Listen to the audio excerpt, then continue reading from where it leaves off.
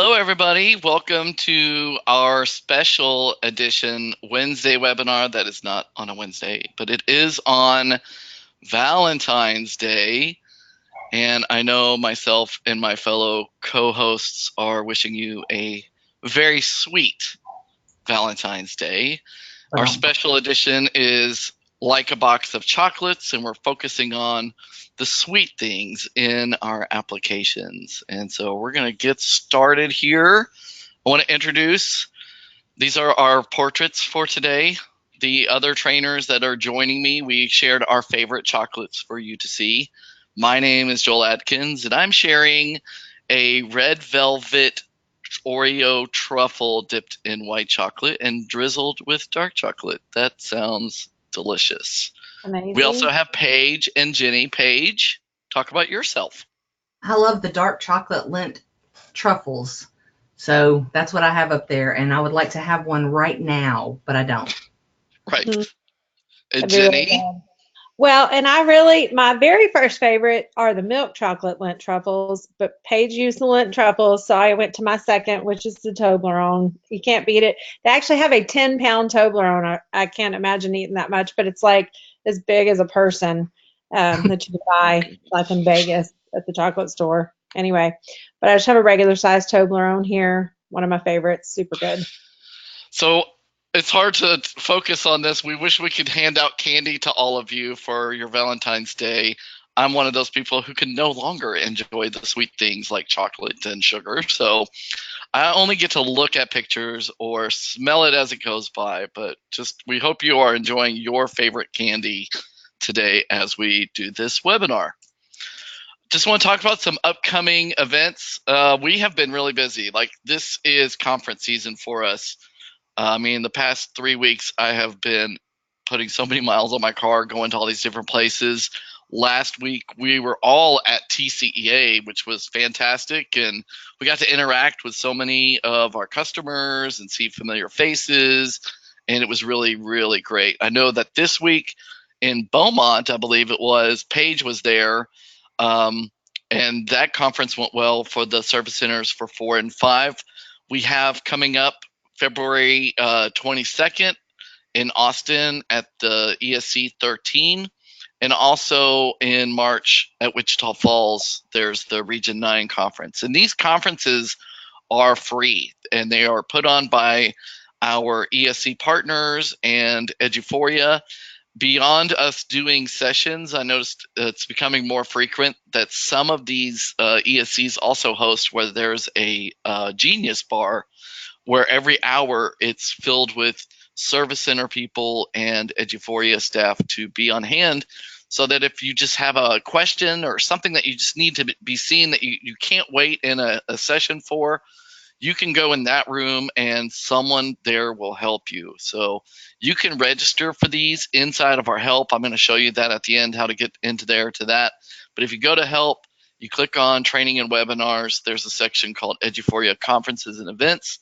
And these are linked there. You can click on it and it takes you to that specific service center's registration site.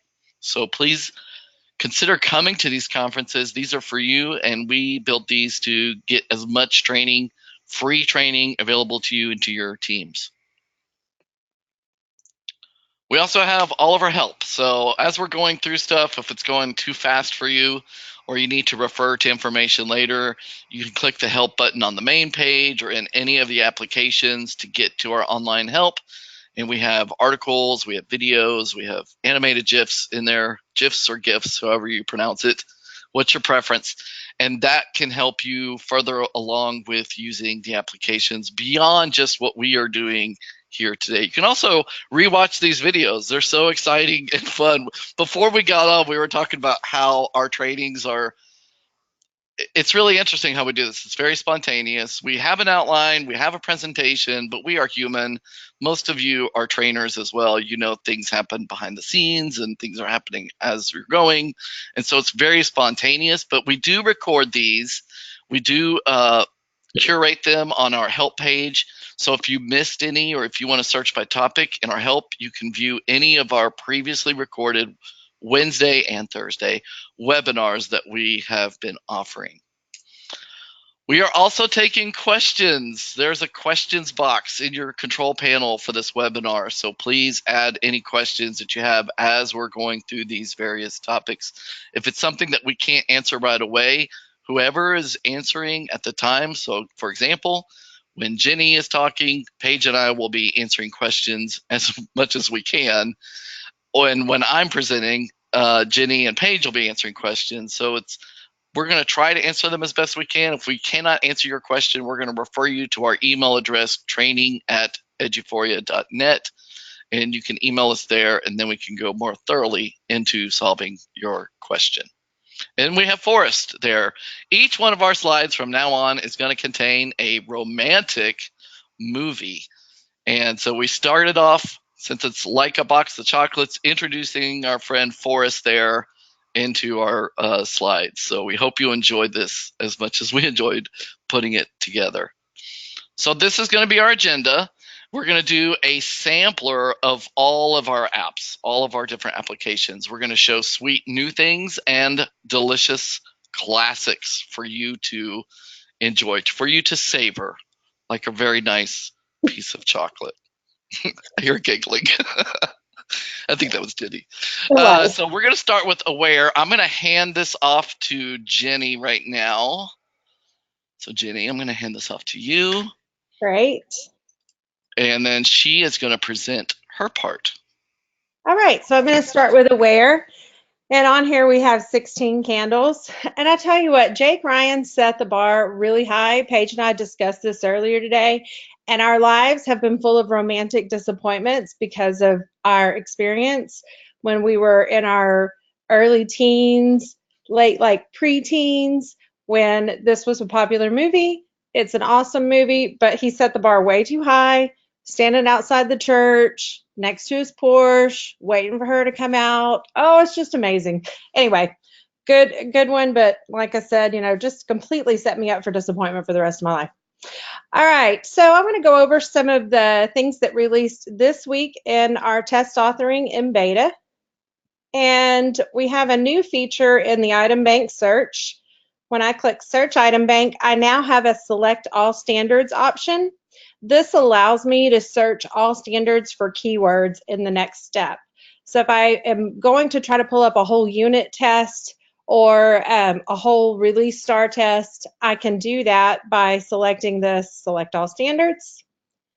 And that pulls up all questions, all standards. Actually, it doesn't pull up all questions. I think they capped it at, I don't know, it was at 50 and we said that needed to go up to 75. So I think they might have moved it up to 75 questions that it'll pull in the first pull. And then from there, I can start to filter by year. Whoops, if I spell star right. A-R. Like we said, we don't script these. These are live and very rare. Well, looky there. Let me go back and try that again. So let's do search item bank, select all standards, star 2016. There they go, star 2016. So here's all of the release questions from the star 2016 for 7th grade math. I will tell you that a button to select all is coming, so I can select all and add all to test like we had in the old system. It wasn't in the initial release, but that is coming. Some of the other things you get now is you can see the keywords that are attached to questions in the item bank, which is nice. I can also see the item ID number, and so that's nice. And as you can see, just a reminder, DOK1, a lot items are going to default to DOK1 until item bank vendors have caught up on actually giving them the correct depth of knowledge or complexity level. And so if you build a test or someone builds a test and it looks like there's too many DOK1 items or low level complexity items on the test, that may not actually be true. It may be just that the items, they're defaulting to 1 or low if they have not been assigned an item. So just a word of caution there. I had somebody come up to me at TCA and said, I built this really difficult test, and my administrator came back and said there's too many easy questions on the test and it's because of this. they aren't actually easy questions. They just haven't been assigned a depth of knowledge or complexity yet. So kind of keep that in mind. Again, until item bank vendors have them all appropriated in the correct level, they're going to default to 1. So, you know, this is an important measure, we know, but until we're caught up, it's something that you kind of have to go, okay, you know, are these really DOK 1 questions, or are they just defaulting to that because they haven't been assigned a level? So, but a big thing here is that you can see keywords in the questions once you've filtered. So that's exciting. That released this week. Get in there and play with it. Sometime this week. Again, it's only available in beta that way. In Classic, you'll still do it the old way. But it was kind of one of those things that was hanging out there that needed to happen before we shut off Classic and move totally to beta. So exciting that we're seeing those little changes happening. I also wanted to show you and analyze today, and this is that is one of our new sweet things and one of our delicious classics that we want to talk about today are the summarize options. So I'm in a demo account. It's old data, I know, but that's what we've got. So I'm going to show you how to pull summary information. If I click the edit button right here, and I start with this unit 2 check, I can go here into my unit checks from 16-17 and pull over all of my unit checks for math for the year. So here's 1, 2, 3, 4, 5. This is great in preparing for STAR tutorials and STAR prep, which are all going to be doing in the next few weeks. I can go ahead and pull all those over. I could go up and pull over my benchmarks from that year too. Let's see, here's a online simulation and a regular math star. And then I'm going to go down here, and I've got really 2 options for summarizing this data. I'm going to click this Summarize Selected Test, and down here I can do with average results, and I'll kind of show you what that looks like. And I'm interested at this point, so again, I've selected Summarize Test with average results, and I'm interested at this point not on how they passed, but how they performed within learning standards. So I'm going to pull over all learning standards in the Columns tab. And then in my Summarize tab, I'm going to go ahead and clear out all of my demographic or special populations data. Then I'm going to update.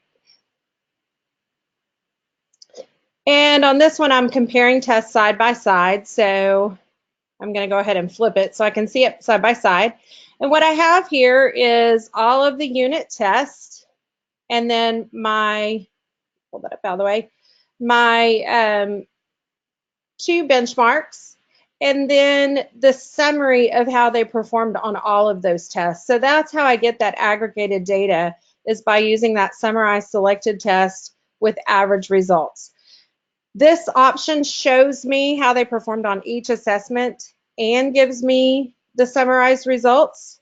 If I click Edit and I just changed this to just Summarize Selected Test with subject results, it's just going to give me the summarized data.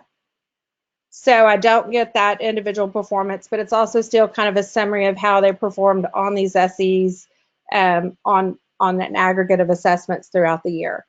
So I could do, you know, multiple years of STAR plus that. I can do just the assessments from this year, but it's a way to get summarized data for whatever assessments that you've pulled in. Some of the other options on the Summarize Selected Test is, let me clear all that out. If I'm on a STAR assessment, let's go to the most recent I have in here.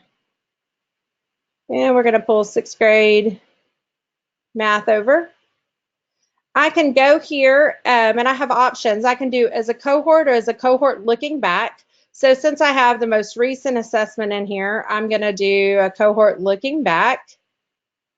And it's going to tell me how students performed. Actually, let me do this. Let me start from scratch. Edit.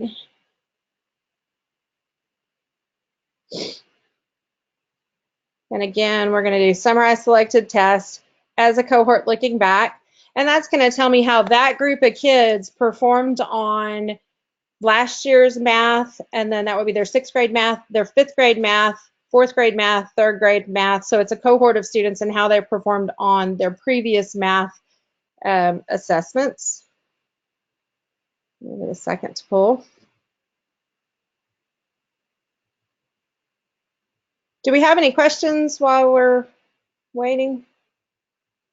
We do. We have some questions coming in. Okay. The two at the bottom. Tiffany asked, will we ever be able to print that flipped view? I only in PDF at this time. So the flipped view can be printed in PDF, but when you move it to Excel, it flips back. And okay. I'm sure there's some development thing for why that happens. I don't know what it is, so I don't know if the answer to that is yes or no.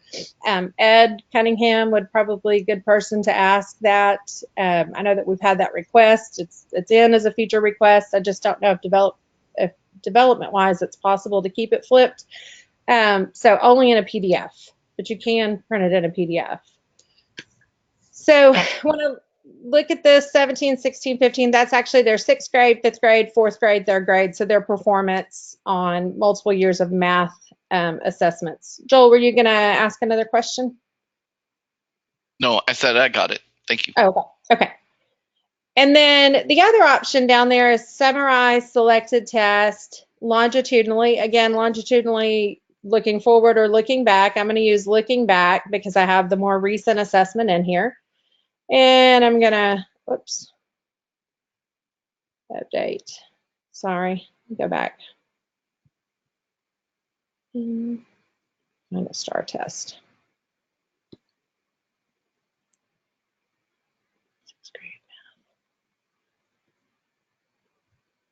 Edit and longitudinal analysis, looking back.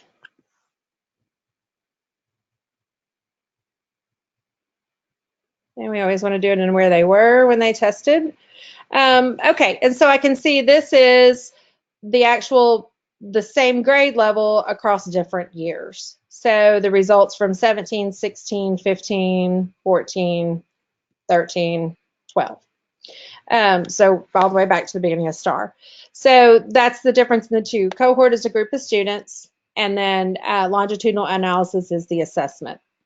And the last thing I want to show you are kind of my 2 favorite views in AWARE. Go back to this unit assessment.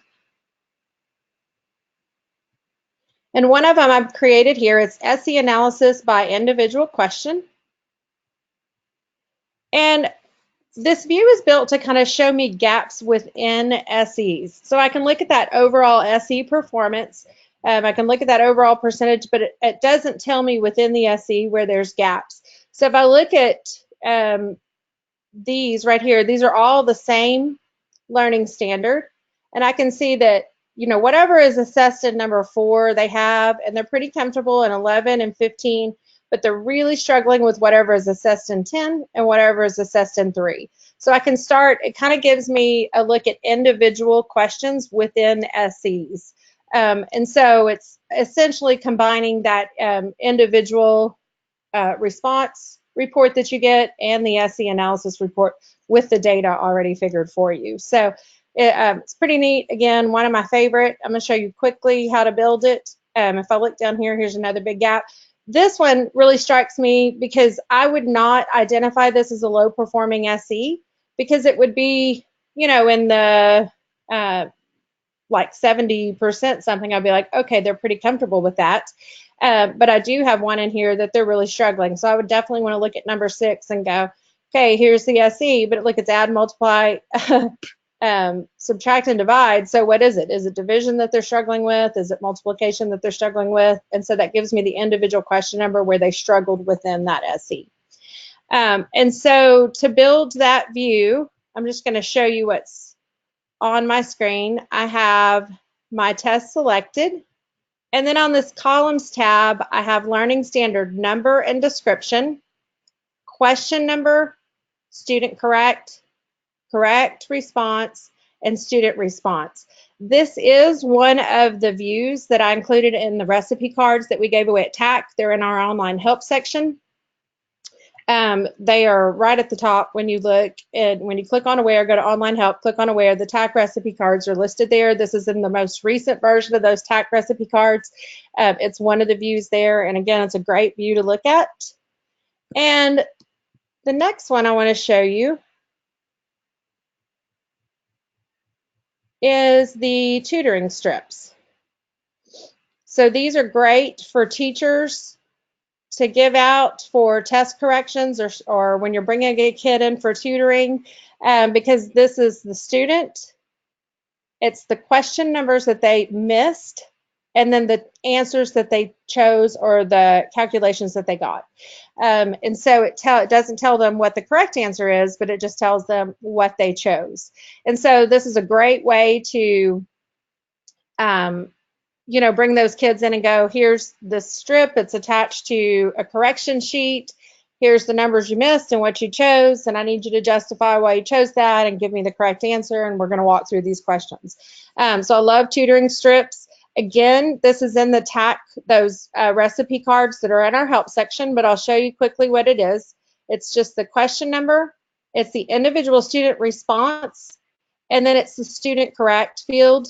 And then I have this filter set to no, and I've hidden the filter. If you don't hide the filter, then it would say no, no, no underneath each question number. And so hiding the filter just totally hides that field, which is nice.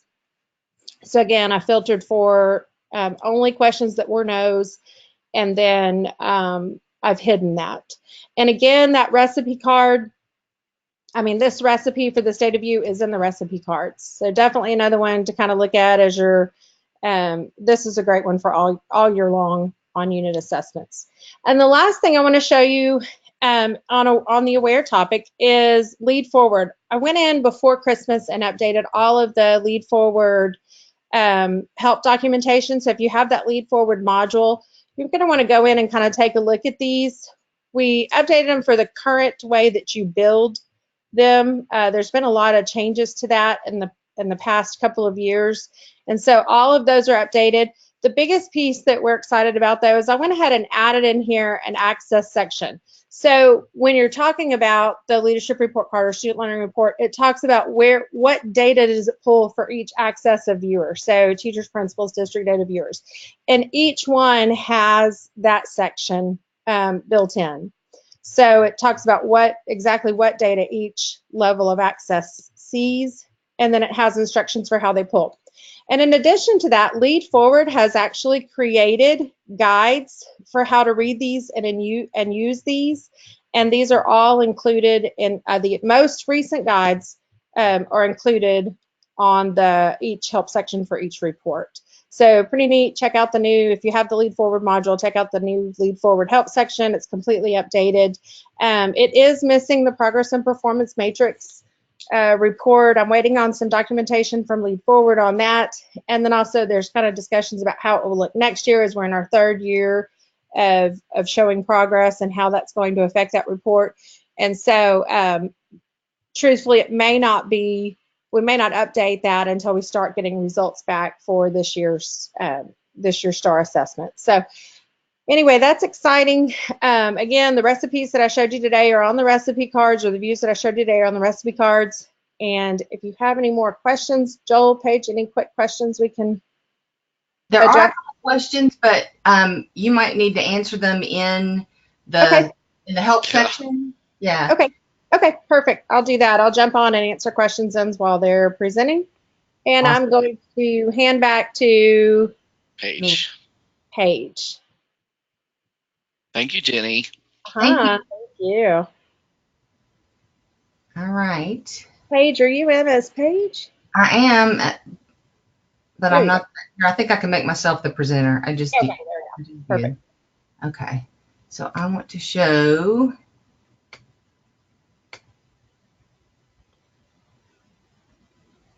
Okay.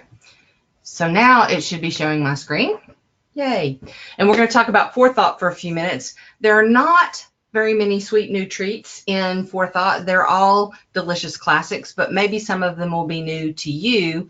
I want to talk about customizing the template a little bit, and then we're going to talk about getting or copying your lesson without getting that duplicate template. You know, when you copy something in, usually there's a blank template at the top and then your lesson at the bottom.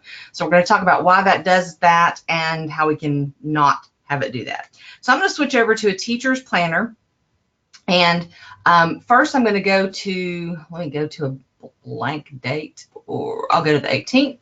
So here is my template that's in there from my district. If there's something in that I want to add to the template, I want to customize it for myself, I can do that. What I usually tell teachers and coordinators is that you don't want to take anything away from your district template, because usually the district worked really hard to get it down to just the things that they think need to be there.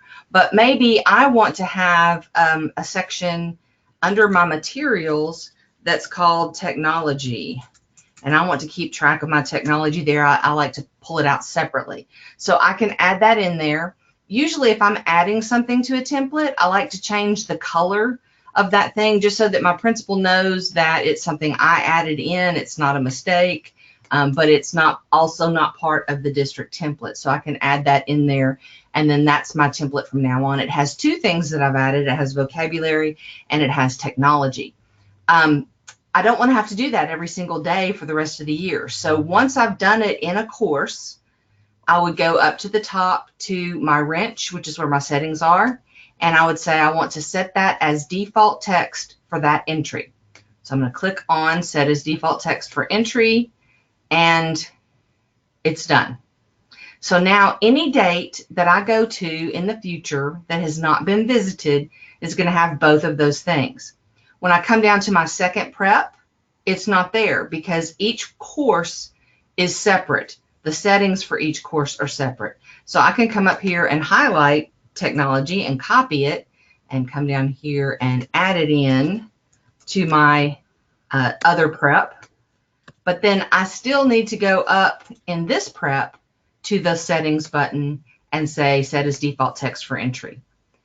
Now that I've done that for both of my preps, both of my courses will have those two items that I added in going forward. So I'm going to click on tomorrow, the 19th. I don't know if you can tell, but hopefully you can tell that the 19th is not bold in my planner. So that's a date that's never been stamped with the lesson plan template in the past. So it's going to get this new template that I just saved, and it's going to have vocabulary and technology on both of my preps because that's what I just set as default for this entry.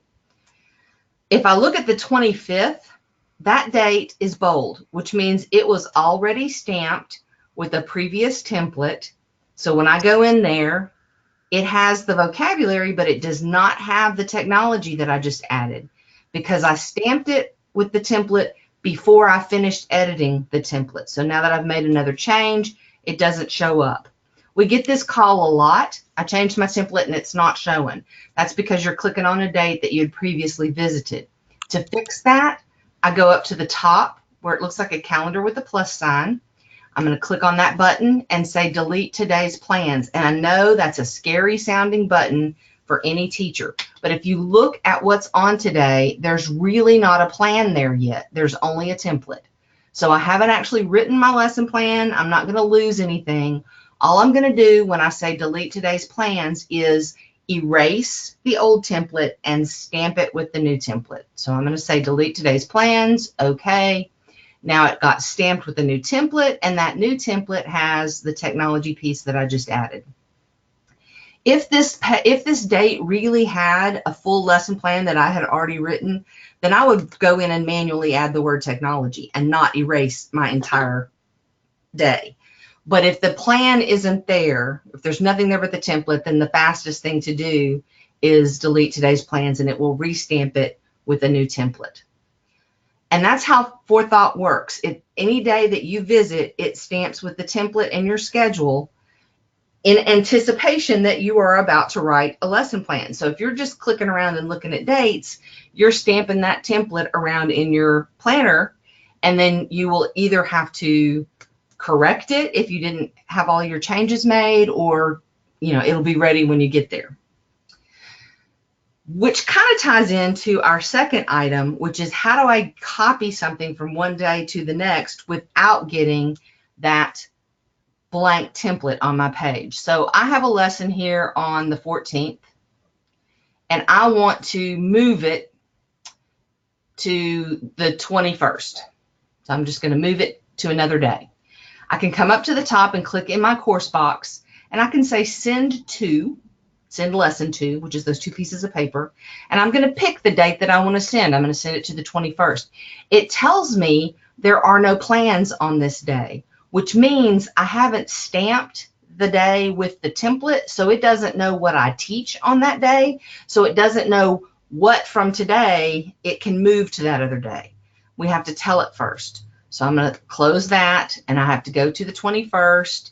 It's going to stamp the 21st with my template, and then when I go back to the 14th and I say send lesson 2, now when I tell it the 21st, it knows that I teach English 1 on the 21st because I stamped it with my template, and I say okay, and it's going to put it there. But when I go to the 21st, I have a blank template at the top before my lesson, because when I went there and told it what I taught on that day, I also stamped the template on there. So now I have to delete the template. It's not that big a deal. It's just to highlight the top part and delete it, but it is annoying to a lot of people. So I'm going to show you another way that you can do it where you don't get that duplicated template.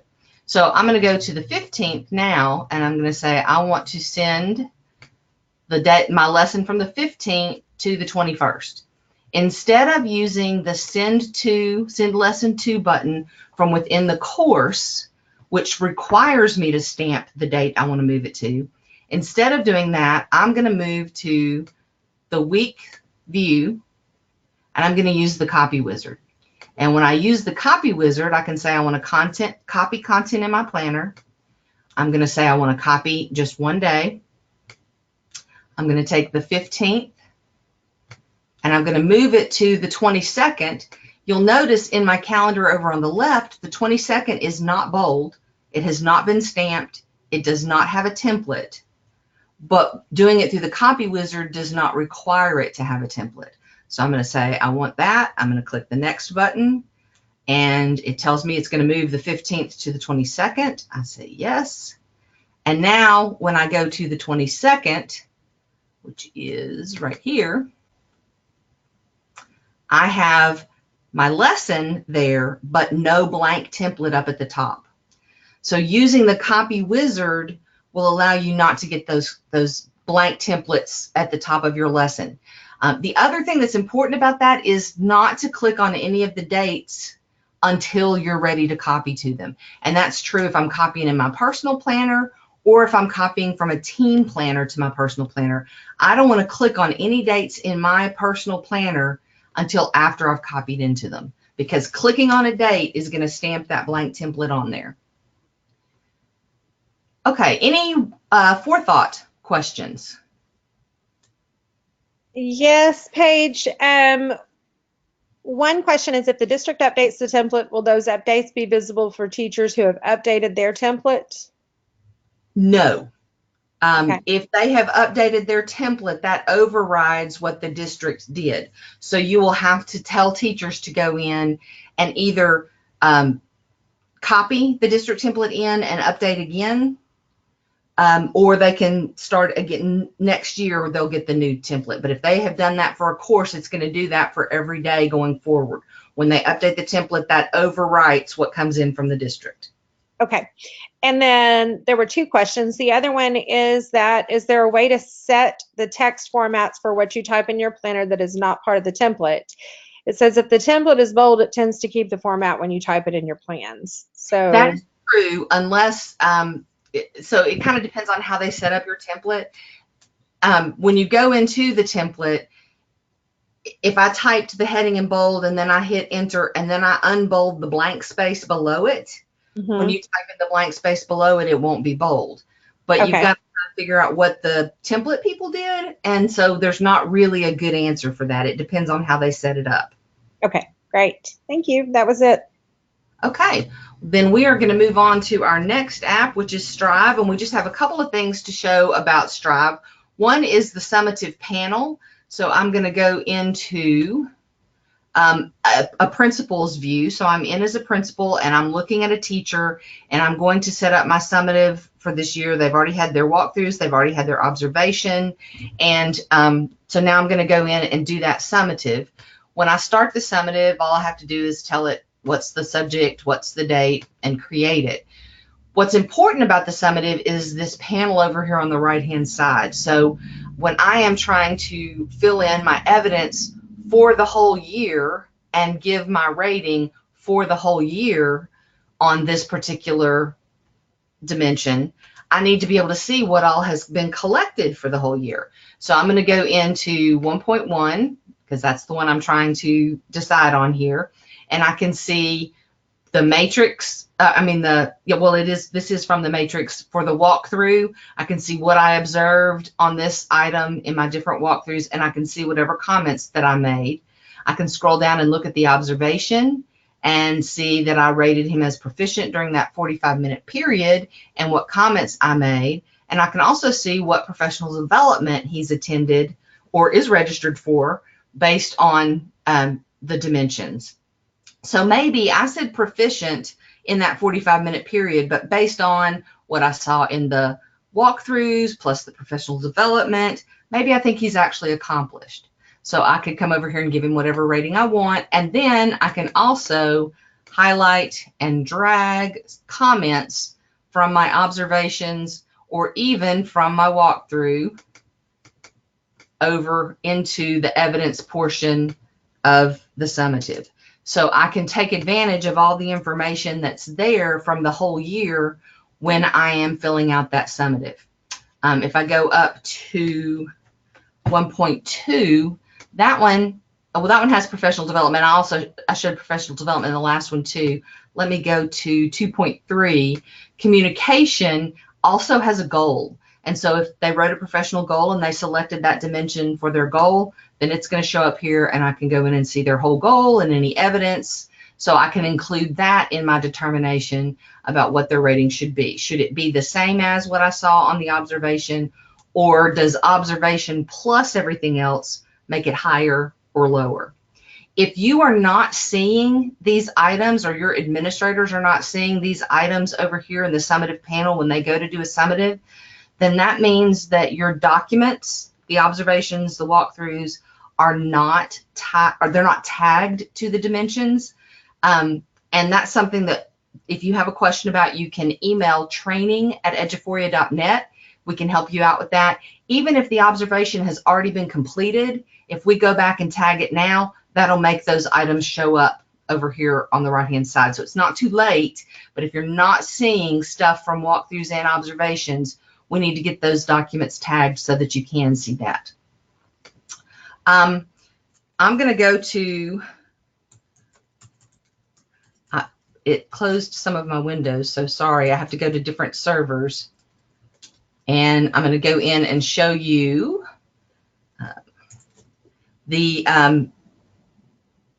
Joel, we were using your demo, correct, for the new reporting? I believe so. Ultimo 17. Will you, while I'm doing this, check and see which one the import is on? I think it's feature 3, but I'm not sure. Oh, goodness. Let me try. Okay, so, not correct. JoelDemo17.org.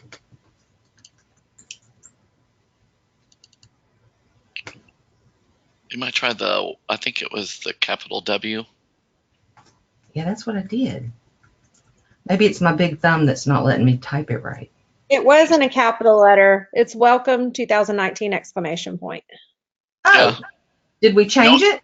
Yesterday. No one remember that. Welcome 2019 exclamation point. Okay. Well, that's why I wasn't right. I didn't know we had changed. All right. So I sent you an email. that was, I know what it was about now. I remember now. Yeah. Okay, so now I'm in a different server because this feature is on the testing server, and I can go over to reports and go to my workshop reports, and you will very soon have access to this workshop report as well. Open, open, open. So when I scroll down, I now have a custom professional development report, which we haven't had in the past. And what this one does, if any of you are F&E users and you've generated reports in F&E, this is the interface that you use there, where you can drag whatever fields you want to into your report. And so you have course fields, which were part of the course spreadsheet export, but you also have staff fields, which were part of the staff spreadsheet export. So now you can get data from both of those in a single report and just drag over the ones that you want to add in.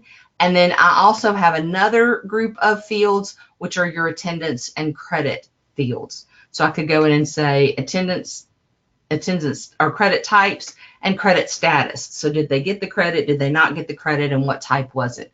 So I can generate that report based on whatever fields that I want to use. That doesn't matter. I can create my own. Again, this is a custom professional development report that is still in testing, but it's at the end of the testing. We have some districts that are right now trying to test it with big numbers of data to make sure everything is working. And then once that's done, it will be released. So that's something that's coming soon. I am going to try to come over here and do, I think it's feature 3. Yes, that's the PD enhancements. Okay, that's the one I wanted.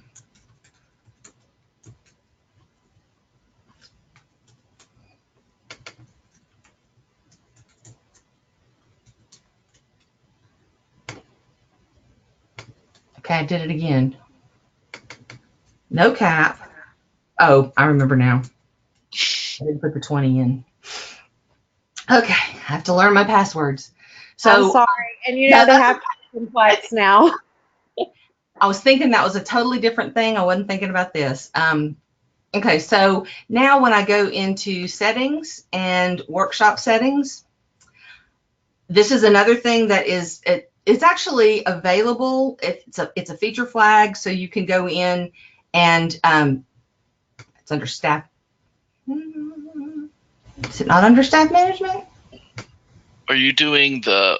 I'm sorry. I think I gave you the wrong one on that one. Oh, that okay. one's on. That's feature 1. Feature 1. Thank you. It's going to make me log in again, I think. Maybe not. Yep, it is. So this feature will allow you to import data from other sources. So if you have teachers who take courses online and then they can get credit for them, then you can give them that credit with a mass upload rather than doing them onesies and twosies or typing them in yourself. So when we get in now to this is another testing server. I'm going to go to my workshop settings, and under staff management, there's an import custom data. And this allows you to create an import template. So if you use, let's say, EduHero, and once a semester you want to import data from EduHero into your teachers' portfolios, you can create that template and set up what fields you want and all of that. The next time you do the import, that template's already there, and you just click on it and say, I want to import my EduHero template, and it'll be new data, but it'll be the same template. So you can go in and import a new file, and you can go in and choose that file that you want and open it up and either build a new template or use a template that's already there. So you'll be able to download your files, upload your files, look at a log, but you'll be able to take those fields and match them up to your professional development credit types so that that data goes in one import rather than you having to enter them all or your teachers having to enter them as outside credit requests and then somebody going in to approve them. So hopefully that's going to be a time saver. It is, again, in testing with some larger schools to see how the data processes, how quickly and how reliably, and then it will be available for for anyone to do. If you're interested in being part of that testing, you can also email training@eduphoria.net for that. Okay, the last one that I'm going to talk about is form space, and I'm just going to talk about a couple of things really quickly. One is managing your groups. So I'm going to go over here to where I'm in as an administrator, I think. Didn't mean to go there. I meant to go to the management piece, but apparently I'm not in as an administrator there. Here's where I'm in. Okay, so I'm going to go to the management piece and talk about groups for just a second. You have groups that are created by your profiles. So when your teachers go in and say, I'm a second grade math teacher, it puts me in a second grade group, it puts me in a math group, it puts me in a campus group, and it puts me in a teacher group. So those are all things that come from your profiles. And you can come over here where it says manage user groups and see all of your school groups. And then you can see all of your system groups. Those are the ones created by their profiles. And then you also have a space here where you can create custom groups. So if you have a group that's not part of the profile, like I have counselors and they're just going to be listed as other in their profile, I could go in and set up a group called counselors, or I could set up a group called technology. Then when I am in form space and I'm creating a workflow, I can use those groups rather than individuals. The benefit of that is if I put in the counselor's name, or I put in, somebody's name, I may have to change their name in every single form that they're in. But if they're in a group, that's going to be, I only have to change them that one place in the group, and then it'll be changed everywhere. So I can go in and look at my district forms, go into this one, absence from duty. And when I go to my workflow, I can set up a step, an approval step. So it can be approved by a specific individual, like these examples here are going to specific people, but this one is going to a group. So when I go in and look at this approval step, it doesn't have a specific person's name on it. It's going to go to the group, and then from that group, I'm going to scroll down and find what I want to use. So maybe I want to use one of my custom groups. I'm going to have it go to my counselors. But one of the things that I want to be sure of when I use a group is it going to just the people it needs to go to? So if there are counselors at every campus, I don't want every campus counselor in the whole district to see this form. I just want the counselor from the campus that needs it. So if you come over here and click limit to school, yeah. Paige, I was just going to tell you, it is not showing your pop-up window. Oh, I am so sorry. Thank you for telling me that. Yeah, I just thought I would mention that there, but I think everyone's going, whoa. Well, I don't know if I can make it. Did that make it show? Yes, there it is. Okay, there it is. So there is the pop-up window. And so if I click on a step and I tell it I want it to be a group, then only the counselor from the school where the requester is will get that form. So you can limit it by groups, which is going to save you time on management. And then you can limit it to just that one at the right school by clicking on that little button. If it was a form that every counselor in the district had to sign off on, then I could check require all.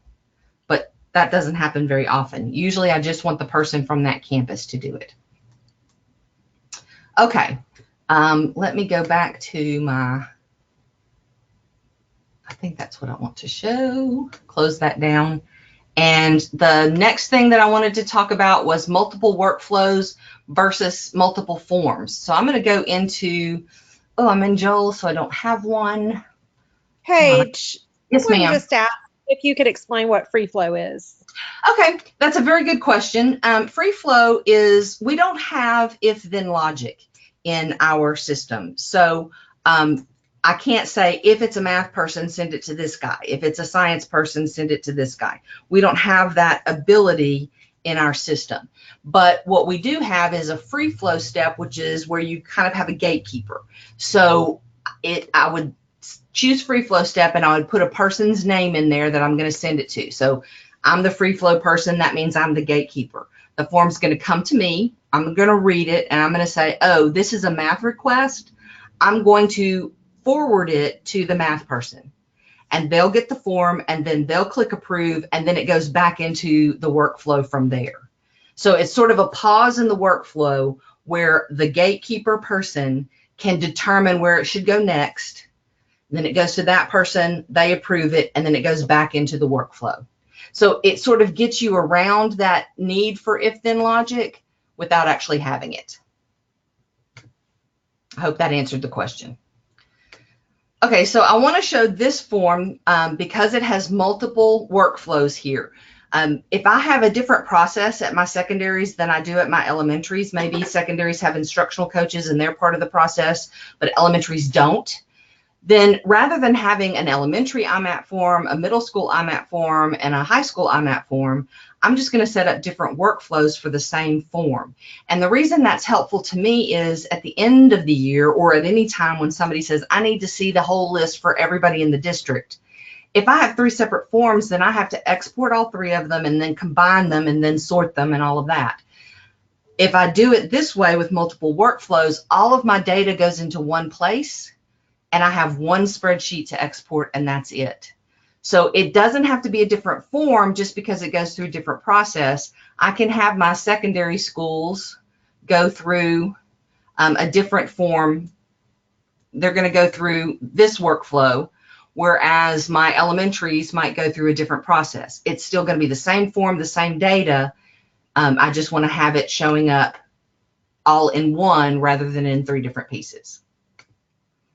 Okay, and then the last thing I wanted to show just really quickly was reusing forms from year to year. At the end of each year, rather than having an IMAP form for 2018-19 and an IMAP form for 19-20, at the end of the year, you can go to settings and you would go first to reports, and I would export all of my data for this school year. So I would go into my form analysis and I would find that form, and then I would say I wanted to export it to Excel. And that would give me a spreadsheet of every request that I had all for this entire school year. And I would file that away somewhere on a hard drive, Google Drive, whatever. And then I would go to the form itself and go to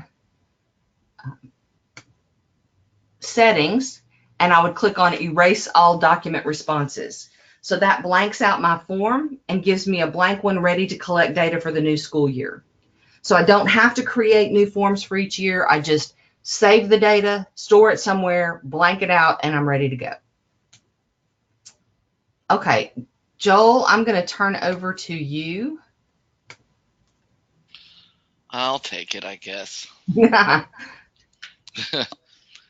Okay. I'm making sure I'm showing the right screen. There we go. So I'm going to wrap things up. We have a lot of stuff that we've been showing and covering, and as I've been watching the clock, I'm like, oh my gosh, I have so much to show in this. But I am going to be covering facilities and events and help desk in one bite, one gooey chocolate morsel bite. How's that? So facilities and events, I'm going to show how to assign items to staff members and then getting those items to them. And then in help desk, of course, in order to do that, we have to be able to link to facilities and events. And so the two of these combined can work together really effectively. And the reason I'm showing this is I'm recently, as recent as this week, showed a district how to do this, and they're just beyond excited, which is incredible to me because I was always the person who handled inventory and facilities and events. It's one of those things where it's like, it's so exciting, we're finally going to have an inventory, and then as you're doing it, you're like kicking yourself going, why am I doing inventory? But it has to happen. So I just want to show you how this all works. So if you are the manager inside of help desk, I'm already in as an administrator in my screen here, and I have this manage tab over here, and there's this button called edit departments. When I click on a department, so for example, technology, and it has these different tabs here. Under workflow is a button for list. It's just a checkbox. List rooms and assets from F&E, facilities and events, when submitting a request. So this is how you actually activate the link between help desk, and facilities and events. Just that checkbox and then click save. Another option that's under here is where you could, it's optional. It means you have users have to select their room and their asset when they submit a request. And again, it can apply to specific departments. So if your other departments are not using F&E, you may not want to turn this on for them, but you have the ability to turn that on for your specific department. So you can select those items, and then that option for the user would need to select that information. I'm going to jump ahead to show you, this is what a teacher might see when they're logged into the system and they're creating a ticket when they click on technology. And I'm going to zoom in a little bit because that is very small. Like I'm going blind just looking at it. When they click on an item in technology, you can see it's now has these categories that may not be there if you didn't have that on before. So as a teacher, I'm going to select my campus. And then from the room, it's going to have those room numbers from F&E that I can select. I made it really easy. I made my teacher room 101. And then for asset tag, it's going to show only the assets that have been assigned to that teacher or that teacher's room or that staff member's room that are in facilities and events. So now I'll show you how to do that in facilities and events. Again, all I did was activate it in here. That's all you really need to do in Help Desk at this point. Another thing to do in Help Desk is once you have done that, you will go in and you'll do your custom properties. And custom properties are any type of field that you put into a form where you're going to be tracking information. So you can create your own custom properties. In my example here, there are a lot of custom properties, but you can have as many or as little as you need for each department. So when I click on one or when I create one, it's going to have where I can match to a specific F&E property. And in this case, my asset tag is something that I might be tracking in technology on a computer, on a device. It's usually a barcode that the district has put on there. And when I click on this, it's going to show me all of the fields that I have also created in facilities and events. So what I'm doing is I'm tagging that specific form that'll be in the help desk ticket to the data that it will pull from F&E. So I'm going to select that. I'm going to click save, of course, whenever I make any changes. And that's what I do inside of help desk to tie those two together. Inside facilities and events, when I go to a specific room in the inventory, so I'm on the inventory tab here, I'm in my specific room, and I have specific items in that room or assets that are in that room. When I click on an item or when I add an item, it's going to have that reservations and assignments tab. What I recommend people do is in that reservations and assignments, add a manager. Usually it's the teacher or the staff member who is in that room. Select that person. And then under reservations and assignments, you want to select this item can be assigned to a staff member. And then it's going to let you select that staff member there. So you're assigning the room is going to be assigned to this person. This person is assigned to this specific asset. And then that asset is assigned to that person. And the reason this is helpful is because as they are using help desk and as you are in the system for facilities and events, when it comes time to doing like what I used to do as a technology director, I would create a list of my 5-year replacement plan for all the laptops, all the desktops that I had by campus. Something else that I could look at is this tab right here for those items, which will show me anytime a help desk ticket has been submitted on that specific item. So it's going to pull in that data for me to see. I created one already so you can see what this looks like. So I have a laptop here. It's a teacher laptop. It's tied to the barcode that is in the system. And I can see a ticket has been generated by this teacher. Unfortunately, the keyboard was not working. And it's just a simple list. It's not going to give me much more information about that specific ticket, but I can go in to help desk itself to see that information there. Especially if I'm a manager of help desk, I can flip between the two to get more of that information. But as this teacher is filling out the form, selecting their campus, they selected their room, and it's pulling the asset tags for only those 2 items that are assigned to that teacher. And that's really cool because as you're assigning things to rooms, it's going to help your teachers identify their specific items and also track their inventory as well. And one more thing that teachers will see is inside of facilities and events. And again, I'm in here as that teacher. When this teacher goes into facilities and events, they usually have their reservations tag over here. If they have students where they're maybe they're assigning them Chromebooks or something. There's also this tag, which is items. And in items, it's going to show those items that have been assigned to those users. So everything is kind of pulling together in those specific ways. And again, you can go through and you can say what data you want them to be able to see.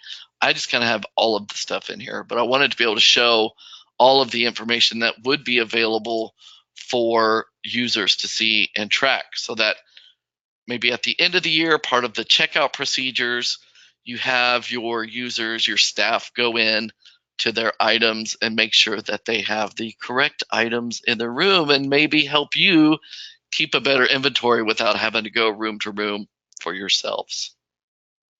And I just saw the time and someone's warning me. We are at the 3 o'clock time. All of this that I did, I'm going to tell you, it's a lot of information and it's a lot of setup. What I want to do, and I'll probably get it done early next week, is inside of our help, which I'm going to go to right now. I want to create this to show how to set that up. I'll create that in the help desk section and the facilities and events section. I think we have a little bit of that set up, but I want to do a more in-depth look at how to set this up in both of them to connect them, because it does require a little bit of setup in each to get that going. But it's a great project to make sure that you have all of your inventory up to date, and also helping your staff know what items are in their room so that they can self-track for inventory as well. So I'm going to try to get those done by early next week. And then let's go back to our presentation here to close us out. Paige, any questions that I can answer fast? Paige is muted. Yes, I am muted. Will there be a training on the scanner? I that's just, on the web. yeah, okay. I just asked for clarification. On that, just contact support at eduphoria.net, or you can call I don't know the 1-800 number by heart, but you can call our 1-800 number and ask support, and they can walk you through setting up your scanners if that's what you're referring to. And then also, Yadira had a question. It's a follow-up question to something, Paige, I think you answered. I'm not sure if she means the manager of F&E and help desk. I'm not sure what manager we're talking about there. So Okay. Yadira, can you email us at training@eduphoria.net and we'll answer your question there? Perfect. Yep. I wanted to share this too. So this is our almost last slide. So our online resources, our help articles, when you go into our help, if you go to training and webinars, just like I talked about in the very first part, our upcoming events is here. This is where you'll click to go to see our upcoming conferences. This is, that's from earlier in the week. You can't register for that one anymore. But for Region 13, you can click here.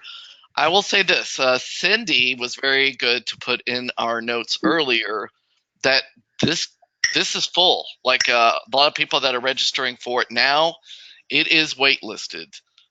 So just letting you know, this one, it sounds like it's very full for the Service Center at Region 13, but the one for Wichita Falls is still accepting registration. We have a few more that are going to be announced later. We'll add them here and make sure to let you know about them. But that's in our upcoming events. When I go back to training and webinars, if you click on this video training on demand, we have a link. We have our very own Eduphoria YouTube channel. That's going to have the videos that are embedded in our various articles sorted out by all the different topics. So for example, here we go. This is what it looks like. One thing you can do is you can subscribe to this channel just like any YouTube channel. And anytime we add more content, it will automatically notify you and let you know that there's new content posted, so you can view that way. But our playlists are sorted by the different applications. We're moving webinars within the past year over here as well, so you can view those without having to register to view. But also webinars can be used as YouTube videos. You can embed those into your training. Same for all of these videos. So any type of video that we have, I'm going to pause because I don't want to listen to myself. Any type of video that we have available, there's always that share, and then you can take that code, you can embed it in your own site, you can link to it on your own training site. If you have your own LMS, you can use that embed code and embed our videos into there, so you don't have to reinvent the wheel and create a video. We're creating those for you. That is our YouTube channel.